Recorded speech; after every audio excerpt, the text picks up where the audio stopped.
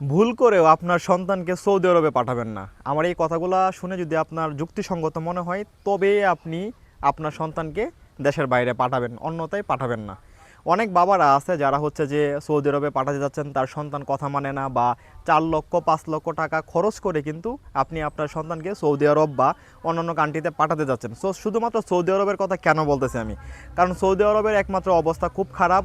আপনি 100-র ভিতরে হয়তোবা একজন গিয়ে ভালো থাকবে, 99% মানুষ কিন্তু গিয়ে খারাপ অবস্থায় থাকবে। সো আপনার সন্তানকে আগে বলুন যে তুই কী করতে চাস বা কি ব্যবসা করতে চাস। যদি তার যদি কোনো মতামত থাকে তাহলে তাকে 1 লক্ষ বা 1.5 লক্ষ টাকা দিয়ে তাকে ব্যবসা করতে সহযোগিতা করেন। আর যারা হচ্ছে যে এই সহযোগিতা না করে শুধুমাত্র সন্তানকে সৌদি আরবে পাঠাই দিছে বেশি টাকা ইনকাম করার জন্য, তাদের জন্য কিন্তু অনেক বড় একটা লসের সম্ভাবনা কিন্তু সামনে থাকে। সো এটা শুধুমাত্র আমার মুখের কথা না, একদম লাইভ এক্সপিরিয়েন্স কিন্তু আমি আপনাদের সাথে শেয়ার করব। আগে প্রথমত এই ভিডিওটা দেখে নেন, দেখে যদি মনে হয় আপনি আপনার সন্তানকে লস করতেই সৌদি আরবে পাঠাবেন তাহলে আপনি পাঠাতে পারেন। আর যদি মনে হয় যে না আমি এমন লস করব না, তাহলে আপনার সন্তানের উপর ভরসা রেখে বিশ্বাসের সাথে কিছু টাকা দিয়ে ব্যবসা করতে সহযোগিতা করেন। তাতে আপনার হয় যদি সে ব্যবসায় লসও করে তারপরে কিন্তু আপনার এত টাকা লস যাবে না, আর যদি সে সফল হয় তাহলে কিন্তু একটা ভালো একজন ব্যবসায়িক হবে।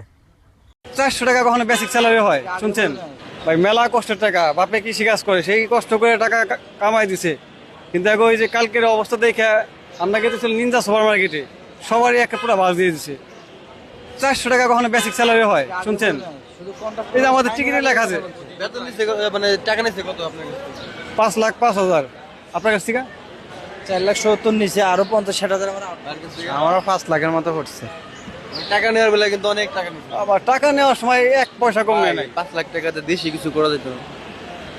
এখন এই কথা বললে বাপে যে 1 লাখ টাকা দিব যে ব্যবসা কর, বিশ্বাস যায় না যে ও খায়া ফেলাই দিব, কিন্তু 5 লাখ টাকা বিদেশে মারা খাইতে পাঠাই দেবো ঠিকই। এই যে হলো বাংলাদেশ, এগুলো হলো আসলে বোঝে না হারা। ফ্যামিলিরা সবাই বুঝে না। দেখ 5 লাখ টাকা যে ছেলেকে পাঠাইছে ঠিকই, কিন্তু 1 লাখ টাকা দিয়ে যে একটা বিজনেস করে দেবো এরকম কিন্তু করে না। আমি হ্যাঁ ছেলে হয়ে যদি আমার মাথায় একটা কাজ করি যে 1 লক্ষ টাকা দিলে আমি একটা অটো চালাই, যাই করি, আর উনি আমার বাপ হয়ে 5 লক্ষ টাকা দিয়ে মানে মারা খাওয়ার লেগে সত্যি পাঠাইতেছে, কি করবো? শরীর তো অবস্থা বেশি একটা ভালো না, এটা আমরা জানি না। মানে ওনার টাকা বেশি হয়েছে, তা আমিও একটু ঘুরে আহি, প্লেনে একটু ঘুরে আহি, দেখি কেমন লাগে। ঠিক আছে ভাই ভিডিও এটা করতেছেন বল, খুব ইচ্ছা যে প্লেনে বয়ে হাঁটতে হবে, একটা সেলফি তুলবো। এটা আমার জীবনে খুব বড় একটা ইচ্ছা। যার কিছু করে না বিমানে হাই গেছি।